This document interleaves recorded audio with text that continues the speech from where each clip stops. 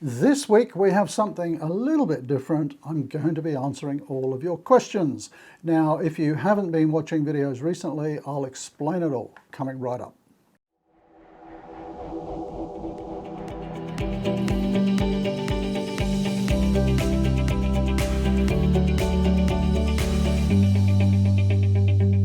Okay, so if you haven't been on the channel before or you haven't been here for a while, I'm about 3 weeks back from my last Camino, and about a week from the end of it, I shot a video on this channel and I basically said, any questions you've got, put them down in the comments and I'll sit at the end of my Camino and answer all your questions. And I was hoping to do that at Muxía right at the end of the Camino.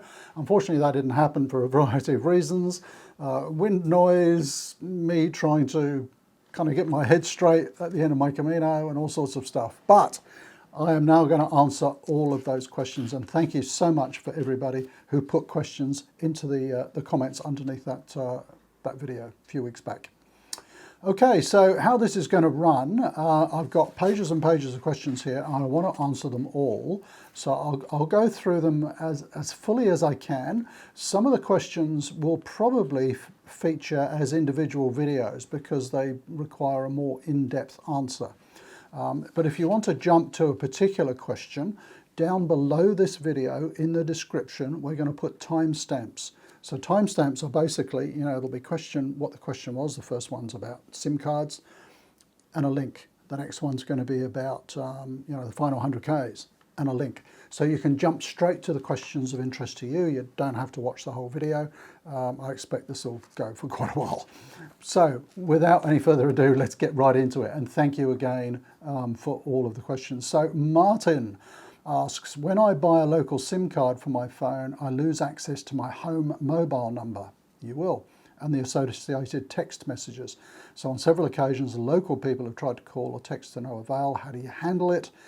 Some phones have dual SIMs, but that's not an option for me. Okay, so I can't have a dual SIM either. And I really had to make a decision around, okay, let me take a step back for a minute. You can have an eSIM. So my phone technically does have dual SIM, but one of them is an eSIM. It's not a physical card. I know some phones allow you to have a physical card. So what are the pros and cons of that? My understanding, and let me preface all of this by saying, look, these are just my views, my understanding as of at the moment. If you're watching this video in sometime later, things may have changed. But my understanding at the moment is that an eSIM cannot be used for phone calls. It's only for data. So what I chose to do was basically take out my home SIM, my Australian SIM. I put in a local Spanish SIM because for me, communication in Spain was more important. And I actually had someone at home monitoring my text messages and stuff like that for me. An option might be then, Martin, for you to, if you need access to your home texts and stuff like that, maybe to use your home SIM and get some kind of eSIM for local internet. Or if you don't need constant access to internet, maybe you could just rely on Wi-Fi. Most of the accommodation, most of the cafes and things have Wi-Fi. I chose to basically have a local Spanish SIM. Look, I could have, I guess, I had my Australian SIM with me. I suppose I could have put that in each evening and just to check stuff and then take it out again, but then I'd be up for roaming charges and all kinds of stuff. So I prefer to have a local SIM card with really good data access, and then basically I'm using online free communications anyway, things like WhatsApp, and I talk to my wife every day with Facebook Messenger. Maybe you can kind of just tell people how to reach you if they need to via various messaging apps. I didn't really need my home SIM at all. What I could have done on reflection is to leave my Australian SIM card in there, use an eSIM just for internet access in Spain, because I didn't actually use my phone much for phone calls. I was using WhatsApp most of the time to contact accommodation and so on. I did use the phone for a few phone calls and helped out other people who wanted to make phone calls, but those are kind of the options. Sorry, it's a bit roundabout, Martin, but that's kind of how I do it. We've got Schaefer Goosen asks, I keep saying posts that it's wise to book, especially this final 100 kilometres because it's so busy at the moment. I was wondering what you thought of this. I'd much prefer to the safety of pre-booking a bed each night, but maybe you think it's wise not to. This is probably one of the biggest questions people have, particularly on their first Camino. I'm in the fence a little bit. I love the freewheeling bit of, not having to reach predetermined points that I've already booked. So that's why I'm not really in favour of these tour companies, booking your whole Camino, because who knows where you're going to be in 10 days' time or how far you're going to walk. So I like the flexibility of not booking too far ahead. I'm a little bit like you though. I like to know that I've got a bed for tonight. And so what I tend to do is I book 1 day ahead. That's the general principle. So I'll work out, in the evening as part of my little sort of admin thing. I'm looking at where I'm going to go tomorrow. I'm having a look at Gronza or other websites. Oh, that place looks nice to stay, and I'll send them a text. I might do 1 or 2 days ahead, and then I'm booking. In the final 100, particularly if you're coming on the Camino Frances from Sarria, I'd be tempted almost to book each night. I'd be tempted. And look, that's not general advice. That's just me personally being a little bit anxious like you are. If it was me, I think I'd book each night because I know how far I'm going to walk and things like that. But having said that, if you read, the online communities and things like that, it depends totally on the accommodation. That's another aspect of it, because if you're happy to stay in albergues, donativo albergues, municipal albergues, those ones that you can't book, generally you're going to get a bed there because people are a little bit fearful and they want to book somewhere, and so they don't consider the ones where you can't book. It's kind of this weird reverse logic. So yeah, look, it's going to depend on the time of year. I wouldn't necessarily say that you need to arrive having booked every single night on the final 100k. There we go. I'll take a stand on it. I might book the first couple and see how it's going. If you're okay with albergues, if you want a particular type of accommodation, private accommodation, I'd probably book each night, depending on the time of year and all that kind of stuff. Okay, Sarah, how does it feel finishing your 4th Camino? As you've done a lesser known Camino, what do you do when there are long distances where there's no shops, bars to buy different products? What do you carry with you? Oh, look, Sarah, I'll do a complete video on that, I think, but let me at least give you a little bit of an answer now. How does it feel finishing my 4th? It was amazing. It was 60 days all up on the road across, I did 3 complete Caminos, the VDLP, the Invierno and the Finisterre, plus 3 days on the Frances. It was an incredible experience. But look, I'll be honest with you, by the end of it, I was ready to finish. It was long. I don't know that I would do another Camino that long. It kind of wears you down. I was probably ready to finish 2 weeks before the end, to be honest. The lesser known, not so much lesser known, but maybe lesser travelled Caminos, the ones that I did with the Via de la Plata and the Invierno, look, it requires just a little bit more forethought and a little bit more thinking ahead. So if I can put that into context, if you're walking the Camino Frances, you've got villages, every couple of hours, accommodation every couple of hours, you've got cafes all over the place. You really don't have to think about, where am I going to get a meal or a coffee or, where will I stay tonight? You can make those decisions relatively, short time frame.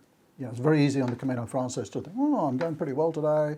I think I'll probably walk 20 k's tomorrow.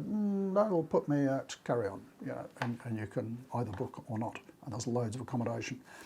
The difference with the VDLP and the Invierno are that, yes, the distances between accommodation options can be longer, particularly on the VDLP. People worry that, oh, have I got to walk 30 k's every day? No, you don't. I walked the VDLP in 35 days. I think on only 2 days I walked over 25 k's. But I would say it's the norm on the VDLP that you're going to set out in the morning and you won't see a cafe or anything until you finish your walk for that day. If you accept that as being the norm, you'll be okay. I'm trying to think of the number of times that I walked through a village where there was a cafe that was open. I can think of one, maybe two in 35 days. The difference is you're in a much sort of less populated area. It's, you know, rural farming communities. You're going to go through some very small villages that are fairly, if it's the right term, sort of lowly populated. You know, there might be a bar, but perhaps it's only open in the evenings or at weekends. I just remember the second place where I saw a cafe open and a small shop. But that's unusual. So treat those as sort of added benefits, I think, if you're walking the VDLP, and pretty much the same on the Invierno. Just trying to think there. Not as bad. Probably, what did I spend, 13, 14 days walking that? Maybe 4 days. I went through villages where cafes and shops were open. But something like the VDLP, just plan for the fact that you won't find anything open that day, that however far you're going to walk that day, you need to have everything with you, food and snacks and so on. I didn't find it a problem, to be honest. I probably started out carrying a bit too much, and you know, it was probably 3 weeks until I started to ease down on the amount of water I was carrying and food I was carrying. I really don't want to run out of water, so yeah, I would normally have a bit left by the end of the day, you know, 500 mils, something like that. One day I ran out 5 k's from the end on a very hot day, and that wasn't very pleasant. In terms of food, I probably carried too much, to be honest. I was overthinking that. Having said that, on the VDLP, it's good to have like an emergency meal with you. I did one time on a Sunday arrive in a village and there appeared to be nothing open. And I was like, you know, what am I going to have? A banana and some nuts for dinner? I found a bar where I could get dinner. So it never actually happened that I had to eat, you know, a meal out of my pack in the evening. But I carried a little bit too much during the day, I think. You don't need much during the day. You know, in the first few days on the VDLP, I was carrying bread rolls and tins of tuna and, you know, ham and all kinds of stuff to make lunches. You don't need much. Generally, what I found during the day, a banana, some trail mix, you know, some nuts, a chocolate bar. That was probably enough. What I did do, though, and this is where it's a little bit more complicated on these more remote Caminos. So I've arrived somewhere for this evening, you know, I've got somewhere to eat, that's great. What I'm then going to do, and I might do this 1 or 2 days ahead, is I look on Google Maps. Let's say I'm walking to, you know, pick a village, Granja or something on the VDLP. I'll look at Granja on Google Maps, and then I'll type in cafe or shop, and it will show you, you know, the shops and the cafes in that area, or the bars, you know, and generally you can click on them and you'll see the opening hours. Granda's not a good example because there's stuff all there, there's one bar. But, you know, very often you'll see 2 or 3 cafes or a tienda or something like that. You might see a petrol station. I want to know tonight if I'm going to find somewhere to buy food or to stock up tomorrow night and the next day. I want to know a day or 2 ahead, because sometimes I might carry a little bit extra. So let me just kind of rephrase all of that. I've got a banana and a chocky bar and some trail mix for tomorrow. I want to make sure that I can top those up tomorrow. And if it looks like I can't, then I'll carry some for the next day as well. That's probably being overly cautious because, you know, you can get around that. You might have dinner in a bar and you might get some extra tapas or bread or something and keep that for the next day. There's always ways around it, but, you know, you ask the question, what do I carry with me? Yeah, look, basically a banana, a couple of small chocolate bars, some trail mix, and that was pretty much it. Ross, we're trying very hard not to overcomplicate things and let the Camino provide, but do you know any apps that will come in handy, including a Sherpa app? I had to ask what that was. It's basically, you know, a luggage service app. And if we struggle and need that service. I will do a complete video on apps. The apps that I used, like every day on an hourly basis, if not more, were Maps.me, where I would download the track from Gronza for the day. I would look at that 30, 40 times a day, just to sort of see where I'm going. I didn't need arrows and stuff. Because I was going on a more remote Camino, I kind of thought, well, I'm not going to rely on arrows because there won't be many. I mean, there's enough. But I would be looking at that, and it's going to tell me within 10 or 20 metres where I am on the Camino trail, which is fantastic. I used an app called Map My Walk, which would tell me how far I've walked and how fast I've walked and things like that. That's always handy to know. I'm walking 20 k's today. I look at that, and I've done 12. It's nice to know I've only got 8 to go. What are the other apps? I use Gronza all the time for looking at, it's not technically an app, it's a website, but I looked at that for accommodation. Okay, so I didn't use any Sherpa apps, Ross, sorry about that, but what you would use, depending on the Camino you're going to walk, there are no carriage services on the VDLP, and there's very rudimentary ones, I think, on the Invierno. Someone's going to jump on and say there is on the VDLP. There's the Correos, the post office, but they only do certain sections. So I would say the Correos, which is the Spanish post office, have a look at them. They do luggage services. If you're on the Camino Francis, there's some well-known ones there like Jaco Jaco Trans, and there would be others, I'm sure. Okay, I've got to watch the time here because my camera will run out at 30 minutes. Old Trusty. Rob, I'm interested in your thoughts and feelings on the spiritual side of the Invierno. Having watched many of your videos, I know that you felt that the Francis was very spiritual and that you took every opportunity to visit churches along the way and to spend some quiet time to reflect and give thanks. How did you find the Invierno in this aspect? Well, I'll kind of answer for two Caminos there, the VDLP and the Invierno. This is just very, very personal, but you've asked the question. I found on those two Caminos, it was a little bit lacking. And it's very hard to say why. If you haven't seen the video from last week, I kind of talk about that. The VDLP, a little bit on the Francis, the Invierno, and then the Finisterre, and which bit out of all of that was good. That kinds of answers to your question there. But the short answer is, look, I just feel the Camino Francis has a totally different energy and that sort of spiritual foundation of it. Pilgrims have been walking that for 1,000 years. You sense that. I've said this before, if you have an ounce of spirituality in you, you feel that energy walking the Camino Francis. On this last Camino, I did 3 days on the Francis, crossing between the Via de la Plata and the Invierno, and I can tell you it was 10 times more spiritual, if that's the term, than the other Caminos. Just felt different. Having said that, on the way out of Ponferrada on the Invierno, I really got a sort of a great sense of the journey and the history of the journey and so on. It wasn't quite the same. So yeah, I know I'm not really answering your question there, but I didn't feel it was as strong as on the Francis. That could just be me. Peter Fontaine, how has the path population been? Less people on the Plata and Invierno?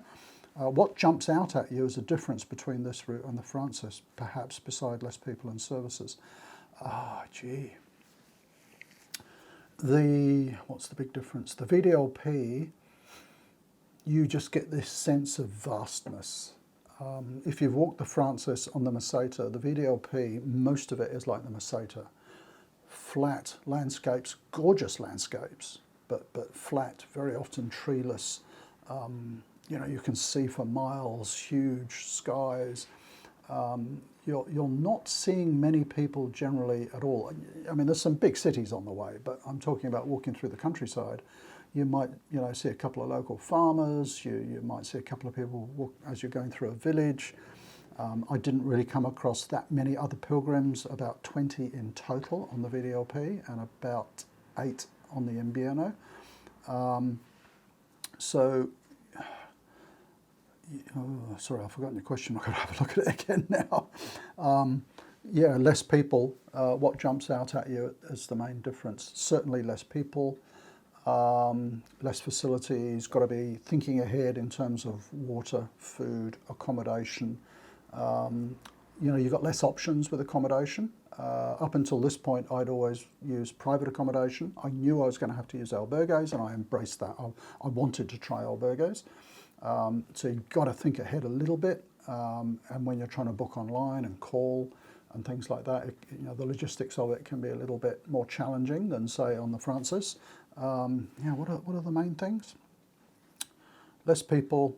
You've got to be a little bit more independent. You've got to think ahead a little bit more. It's a bit like a chess game. You've got to think 1 or 2 days ahead. Where am I going to stay? Where am I going to top up food? Things like that. But other than that, sensational, wonderful experience. The VDLP, particularly for the history, the Roman buildings and aqueducts and stuff like that are amazing. Another amphitheatre. All of that was incredible. I'm not saying the views on the VDLP weren't good, but I just loved the mountains, and the Invierno was incredible for that. You've got to like hills. Thankfully, I'd been walking for a month by the time I got there, and so I didn't find the hills a problem at all. I was up and down them like a mountain goat. Well, not quite, I don't walk that quick. But I just love going up the mountains and the steep valleys and river valleys and so on.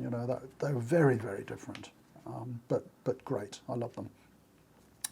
Dave O'Byrne is asking, on this Camino, Rob, you've mentioned the water fonts are really marked as being potable, yet they seem to have been recently constructed. Do you carry a small supply of water sterilising tablets? I do. I'm really cautious, probably overly cautious about water supplies. On the VDLP and the Invierno, there aren't that many water fonts. I can recall 2 or 3 on the VDLP. And I can recall 2 or 3 on the Invierno. And because, they didn't look sort of that well maintained and there was no sign saying it was potable water, I preferred not to use them. Also, I'd become very used to carrying a day's worth of water, so it wasn't a big issue for me. On the VDLP, I'd generally be carrying 2 litres most days. On the Invierno, I gradually cut that down. It was cooler weather, I wasn't using as much. I was down to as little as a litre some days, but very carefully sort of managing, how much I needed. So I do carry some water sterilising tablets. It's more for sort of emergency if I run out and have to use a dodgy water source. In 150 days on Camino, I've used them once, and that was a stream coming off a mountainside. I filled up a water bottle, I put a couple of tablets in just as a backup, and I didn't even need to use it. I didn't run out. So I do carry them. They're tiny little tablets, but never had to use them. Action Armory, interesting username, asking, is the Via del Plata as well provisioned as the Camino Francis? Easy answer, no. Expect that you will not pass cafes and shops and things during the day. I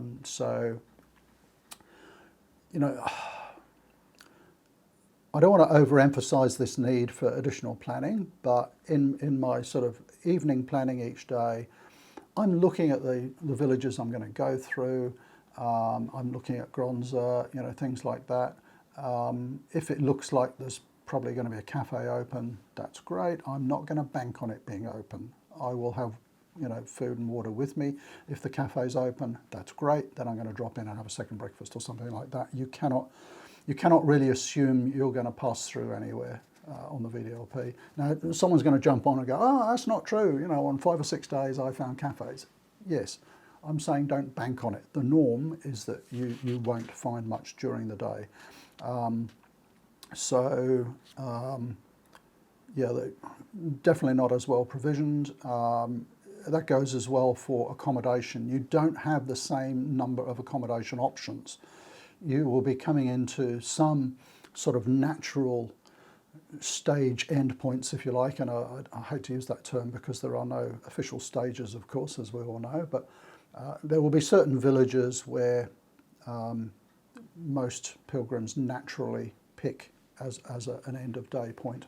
And there's a few of those where there's one albergue and that's it. So, you know, that way it's less provisioned as well. So you'll get a sense of how many people are on your Camino, you know, how many people are within a day or so of you. I worked out at one point, you know, after about a week or 10 days, I thought there's probably 12 to 14 people traveling within a day of me. And so, for example, I might be staying at a village where I know there's 12 albergue beds. Don't be the last one to arrive, Rob. You know, that's what went through my head. There's probably 12 or 14 people could be ending up there. So those are the sorts of things that, you know, it's not a bed race, but you kind of be being sensible.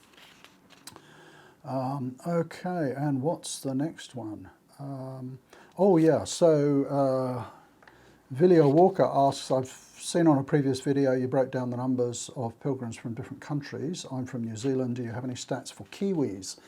Just go to Pilgrims Offers Santiago to the website, and you'll see all the statistics on there, and it has Spanish and English, I think, options at the top, the little flags, and you can just look at the drop downs, go for the statistics, and you got it all there by age, by gender, by country, you know, by route. It's really interesting stats, so that's a good spot to go and look. And the next question from Set CCC: are you finding this Camino easier since you have lost weight? Ha ha! You betcha.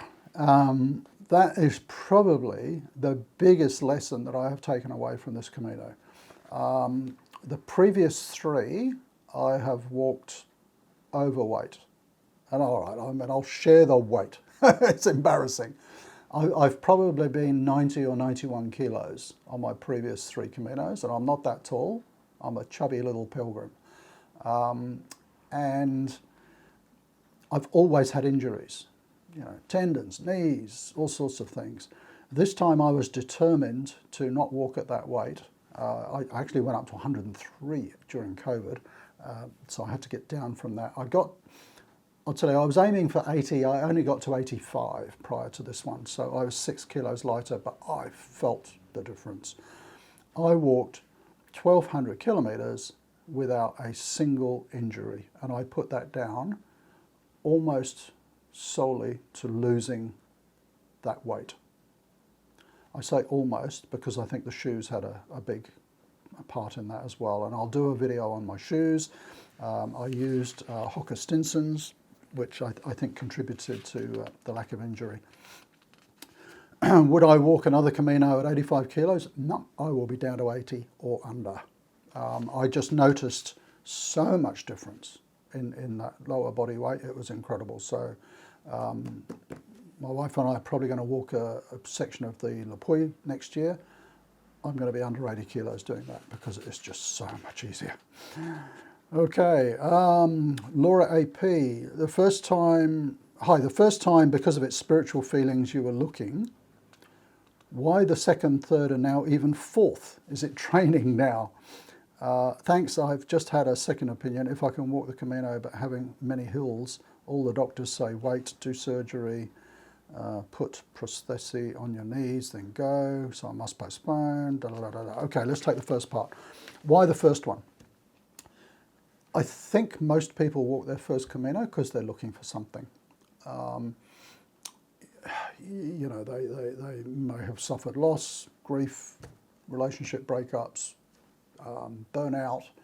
I think for a lot of people, they're searching for something, walking for their first Camino. It's not necessarily a religious journey for many. For me, it was a combination of all of that. I had been working way too hard at work. I just felt that I had to get off the treadmill and think, you know, about what was important in life. I did find the spiritual element of the journey tremendous. So why do it again? I think like a lot of people who are repeat offenders on the Camino, I want to feel that again. I think what I found is that nothing is quite like the first one. The first one's really special. But what did I gain from a 4th one? You know, again, time to think about what's important in my life. The spiritual element, yep, was certainly there. You know, is it as powerful as the first one? No. except for one bit. Watch the video from last week. So I think a lot of it is, I just love the environment. Let me just put it that way. I mean, I've got this mental picture of, you know, walking over the hills on the Camino Invierno. I mean, where would you rather be, kind of thing, you know, beautiful landscapes, you know, the healthy environment, out walking, meeting people. You know, the Camino is just a wonderful environment to be in. And I think that's what keeps drawing people back, you know, and I've met some amazing people on this last one. Had some great relationships. So yeah, it's just wanting more of the same. But of course, what's that saying? You can, it's something like a man can never step into the same river twice because the river has changed. And it's very like that, you know, on the Camino. You can never replicate the experience that you've had on a previous Camino because they're all very different. This one was way better than my first one in so many different ways. You know, and I'll talk about that on another video. You're worried about the hills. Was I worried? I had you know, Achilles tendonitis, plantar fasciitis. I had injections in all of that, cortisone injections before I went. I've got arthritis in both knees. I've got a split meniscus in one knee. I get shin splints. You know, I was prepared to have another Camino where it was just going to hurt, start to finish. And I went with all my painkillers and anti-inflammatories and all the rest of it. And I didn't really have a problem at all, probably until the last 3 days, where I got a little bit of over-enthusiastic coming down a hill, and I thought, yippee, and I was having such a great day, and I wasn't using my poles as much as I normally would to sort of take a little bit, you know, bit of braking effort coming down the hill, and I screwed my knee up. So I was very heavily strapped up for the last 3 days or so on the Camino Fistera. But, you know, I'm no doctor. What I can say is that, you know, in my case, losing a lot of body weight helped tremendously.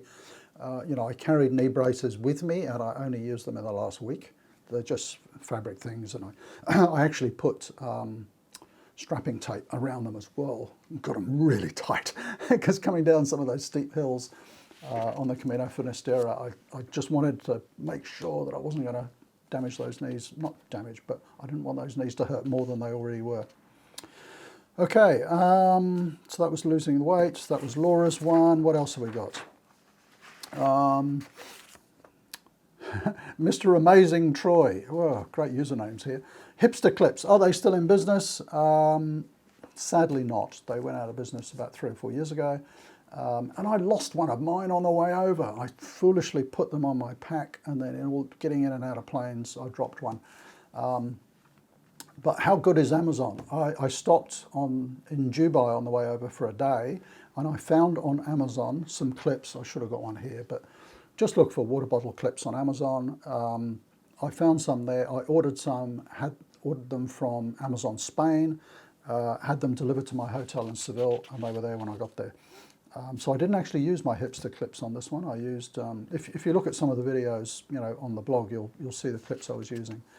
They were fine. They worked just as well. Shoes. People should know that your feet will swell. Use thick socks. Yep, I talk about that ad nauseum on the channel. I get shoes one size bigger, and I have a. If you look at the how to avoid blisters video on this channel, I wear thick socks and thin liner socks and all sorts of stuff to avoid blisters. Not one blister this time. I have never had a blister on Camino following that regime. So good. Butterbean. Do you ever see anyone walking back the way they've come? The original Pilgrims would, of course, have turned around and walked home. Do some people still do that? Yeah, they do. Where have I met? So I met a couple of guys on the Invierno coming back from Santiago. I didn't meet anyone on the VDLP, I don't think. But yeah, occasionally you'll come across a couple. And don't say to them you're going the wrong way. They probably hear that 300 times a day. Does anyone ever pull a small cart? My thought is 1,000 years ago, people may have used a donkey and pulled carts. Yes. I have a good friend in the UK who uses a cart. And I met a French lady in her 60s on the VDLP who was pulling a hiking trailer. think that's the right term for them, a hiking trailer. The tip I got from my friend in the UK is if you're going to use one of them, don't use a single wheel, use a double wheel. It's all about balance and weight distribution. But yeah, people see them, you don't see a lot of them. Do you see many young people on the Camino? I have an 18-year-old grandson who needs some direction. I'll walk with him if I can get him to do it. Yes and no. So I have only now walked 4 different Camino routes. On the VDLP, it has a reputation of being kind of an old people's route, probably because, you know, retired people are the ones who can afford enough time to walk it. If I look at all the people I met there, I met a young lady in her 20s. Was there anyone else young? Out of the 20 pilgrims I met on the VDLP, maybe 2 were under 50. On the Invierno, yeah, mostly 50s and 60s. On the Camino Fistera, because it's a short one, lots of young people, families. I met a lovely family from Ireland. There seemed to be like about 10 of them, extended family with a whole bunch of kids. Now let's come back to the Camino Frances. You meet a lot of young people on that. So I had 3 days on the Camino Frances this time, bridging just between Astorga and Ponferrada. Yeah, I mean, that was one of the things that was so different being back on the Frances, is just the, you know, the average age dropped by about 30 or 40 years, and that energy was great. So, you know, I'm just a mental picture of staying in a wonderful albergue in Ravenal. The person in the top bunk was like a 20-year-old German girl. There was lots of people. I know someone who was actually 18. Chatted to her over a cup of tea. There were lots and lots of people, certainly in that sort of 18 to 25 group. I'm thinking in the next albergue there was a group of Koreans who were all that sort of age. So yeah, loads and loads, you know, in that younger age group, around sort of 18 or so on the Camino Frances. So definitely worth having a go. And in fact, a friend of mine has just finished walking the Camino Frances with his 17-year-old granddaughter. So, and judging by the stuff they're posting online, they had a great time. So yeah, your 18-year-old grandson will meet people around his own age on the Camino Frances. Paladin Blades, just watching the time here. How often do you find yourself using a card instead of cash? Oh, look, I don't know if I can be precise on that. The general principle that I had, and this would be on any Camino, is that I'm carrying, I'm not going to sort of say how much cash I carry or where I carry it, this is a public video, but I would carry probably 3 to 4 days worth of cash, whatever I think I needed. And the general principle was, if I could use a card, I did. I tend not to use credit cards because of all the charges and the currency conversion fees. I actually have a debit card from my bank here in Australia, and it's for a Euro account. So many years ago I set up a Euro account, and it's a great way of saving. I drop money in there every month for my next Camino or whatever, and it's basically a Euro account, so I'm not paying any currency exchange fees. I'm just paying a fee for ATM use. So it might be 3, 4, 5, 6 euros every time I use an ATM. So, you know, don't take out 50 euros, take out a bit more. And then where possible, I would also use that card to buy stuff, pay for accommodation, buy stuff in the stores. And I don't think there's a charge there to use it in an EFTPOS machine. I would have to go back and look at the account, but I think you only get charged using it on an ATM. So yeah, my general approach was, if they'll take a card, I'll use a card, because it saves my cash supply and it means I don't have to go to the ATM as often. In reality, what did that mean? I'd say probably 60% of the time I'm paying by card, if not more. Yeah, it would just be albergues, maybe I'm paying by cash. Most meals I'd be paying on a card. Yeah, so at least 50%, probably more like 60%. Okay, how are we going for time? Britchie, I recall you said you were staying in Albergue dorms for the first time. How did you find it? It was good. Oh, excuse me, an itchy nose. Look, I still prefer private accommodation. I'll be upfront about it. Why? I just like the privacy, you know, not having to be as tidy and, you know, if I want to read late at night or something, you know, it's just all those elements of privacy. I quite like that. And I'll do a separate video on albergues and the etiquette and what I thought of them. My overall view of the albergues, I thought they were great, and I stayed in some excellent ones. I stayed in one that was a little bit grubby, and I upgraded to a private room. The dormitory was like really cramped, and the guy in the next bed was the smoker, and even though he wasn't smoking in the dorm, he'd come in stinking of cigarettes, and it was like €5 more to upgrade to a private room, so oh, stuff it, I'll do that. But that was the only sort of slightly dodgy one. All the others were great. And the thing that I think surprised me the most, and I'm trying to get Pat to use albergues on our next walk because there may not be any other options where we're going. The thing that probably surprised me was, how would I put it? You know, staying in a dormitory with, you know, both genders, all ages and all the rest of it, you might think this could be a little bit uncomfortable, and not at all. Everybody is really discreet. You know, there's no nakedness or anything like that. You know, people go to the shower with their spare clothes. They come back from the shower in their clean clothes. You know, it's all done very delicately and discreetly and so on. So none of that was an issue. Quite a, I was going to say I actually shared rooms quite a few times with a married couple. That's how comfortable everybody is, you know, staying in albergues and stuff.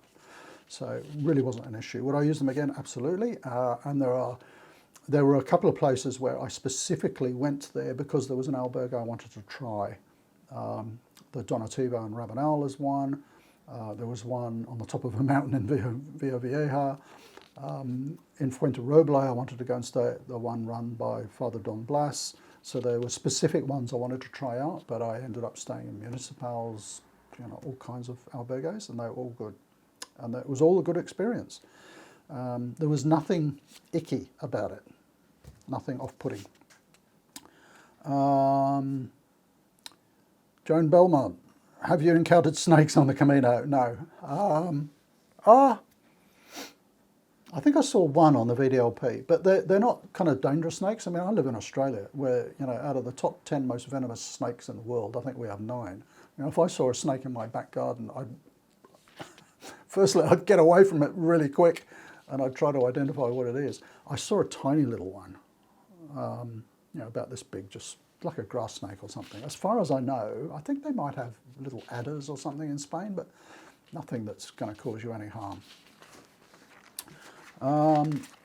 We've come to the last question, and we'll get this in before the timer runs out. What shoes did you end up wearing on this Camino? This is from Tim Detman. Did you have any blisters? Do you wear the liner socks and Vaseline? Okay, so let's just take this 3-part question. What shoes did I end up wearing? I will do a complete video on these shoes. For a couple of reasons. I had a love-hate relationship with them. I wore Hoka Stinsons. There's loads of different Hokas. Not all Hokas are the same, I can assure you. I tried about 7 or 8 different Hokas before picking the Stinsons. I picked the Stinsons because they are incredibly cushioned. I've tried all sorts of other, you know, the Bondis and all the others, and they don't have, you know, they just don't have enough cushioning for me. I tried Ultras. I think I bought 5 different lots of shoes over the last 2 years to try. Hoka Stinsons were great. And the Hoka Stinsons, on the love-hate side, this is the love bit, were extremely comfortable, and I never had any foot problems. Never had any blisters, but I put that down to my sort of avoiding blister regime. The hate part of it, after 500 Ks, the lining started to come apart on the heel. And I tried to find out from Hoka where I could replace the shoes, and they weren't very responsive. But I managed to complete my Camino on them, even though it was just at the back of the heel, the lining started coming away, and I started putting medical tape on there, and I had to fix them up every night. And then finally I found some really broad duct tape, and I put that on, and that made them last 1,200 Ks. So I don't hate them. I'll tell you why I don't hate them. I've just bought another 2 pairs. Because what I have found with shoes is that shoe suppliers, like all other equipment suppliers, keep changing the product.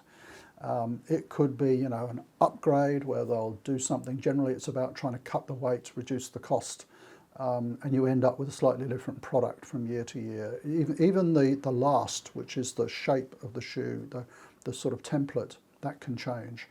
And so I was very happy with these shoes. I bought 2 pairs for future Caminos. I may even buy another 2 pairs because I found a place where I can get them on special.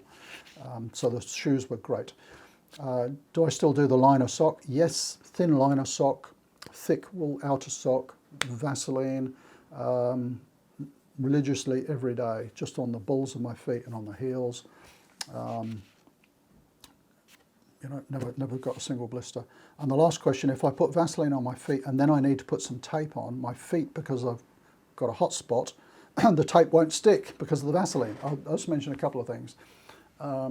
It probably will, because the Vaseline tends to kind of rub off and go into the sock a bit anyway.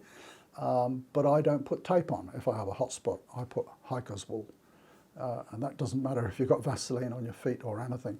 I love hiker's wool, and somehow I ended up, and there's, you know, no commercial interest. It's a product, I get mine from New Zealand, but I think there are other suppliers now.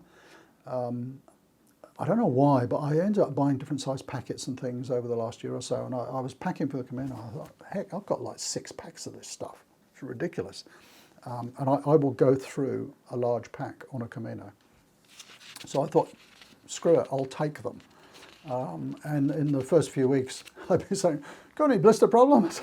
And I'd be giving out you know, packets of hiker's wool, which people were very grateful for. So I think over the first couple of weeks, I managed to give away all my spare packets.